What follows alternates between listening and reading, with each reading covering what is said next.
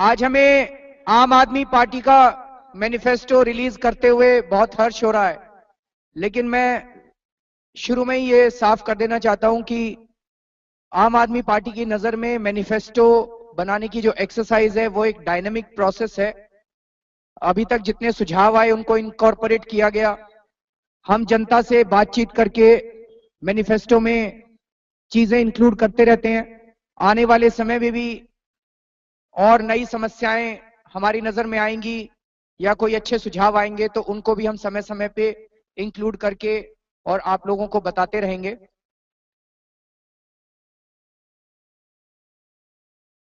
मैं अब 2 मिनट स्वराज के बारे में बोलूंगा।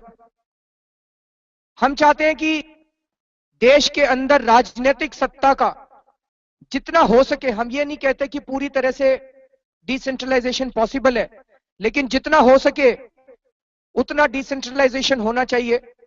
कम से कम उस इलाके के बारे में, उस कॉलोनी के बारे में, उस गांव के बारे में, उस मोहल्ले के बारे में लगभग सभी निर्णय लेने का अधिकार वहां की जनता को होना चाहिए।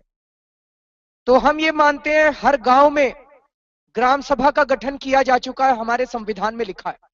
ग्राम सभा का मतलब पंचायत नहीं होता, ये कई लोग कंफ्यूज करते हैं। पंचायत का मतलब तो सरपंच होता है। जैसे एमएलए और एमपी भ्रष्ट हो गए हैं, एमएलए और एमपी इलेक्टेड रिप्रेजेंटेटिव्स हैं, वैसे सरपंच भी भ्रष्ट हो गए हैं। हमारा कहना है ग्राम सभा मतलब उस गांव में रहने वाले सभी वोटर्स की आम सभा, उसको ग्राम सभा कहते हैं। अर्बन एरियाज में म्युनिसिपैलिटी को, वार्ड्स को छोटे छोटे मोहल्लों में बांटा जाएगा और एक मोहल्ले में लगभग 1000 के करीब परिवार होंगे और मोहल्ले में रहने वाली आम सभा को, मोहल्ले में रहने वाले लोगों की सभा को मोहल्ला सभा बोला जाएगा।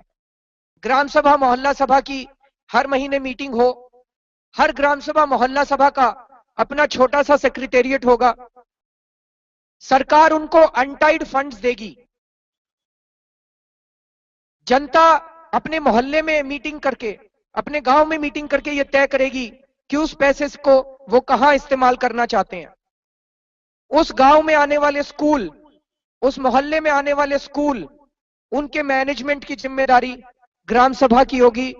इसका मतलब प्राइमरी हेल्थ सेंटर और स्कूलों को सीधा ग्राम सभा और मोहल्ला सभा के कंट्रोल में दिया जाएगा।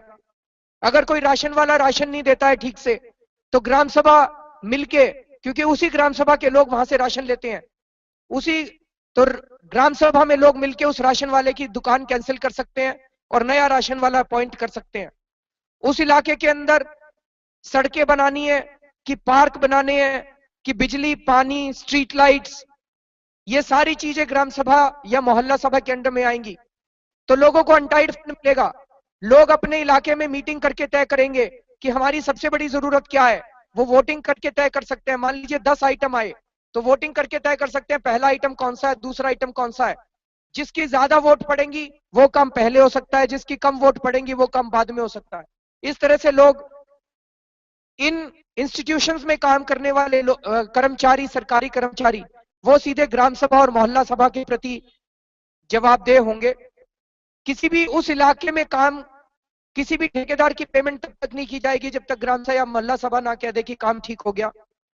जितनी तरह के सरकारी सर्टिफिकेट्स हैं, birth certificate, death certificate, marriage certificate etcetera, caste certificate etcetera etcetera, करीब 20-21 तरह के सर्टिफिकेट्स होते हैं। वो उसी ग्राम सभा या मोहल्ला सभा के सेक्रेटेरिएट से मिलेंगे। ग्राम सभा की मीटिंग में सब लोग एक दूसरे को जानते हैं, तो वहां पे तुरंत सर्टिफिकेट्स जारी किए जा सकते हैं। तो इसके अंदर सारा भ्रष्टाचार कम होगा। और एक बारी जब ग्राम सभाएं और मोहल्ला सभाएं ठीक से काम करने लग जाएंगी तो साल 2 साल के बाद धीरे धीरे कुछ आइटम्स लिस्ट बनाई जाएगी कि उनको, उन आइटम्स पे कानून प्रस्तुत करने के पहले विधानसभा या संसद में ग्राम सभाओं और मोहल्ला सभाओं की कंसल्टेशन की जाएगी। उनके विचार विमर्श लिए जाएंगे, सरकार उनके विचार विमर्श लेगी।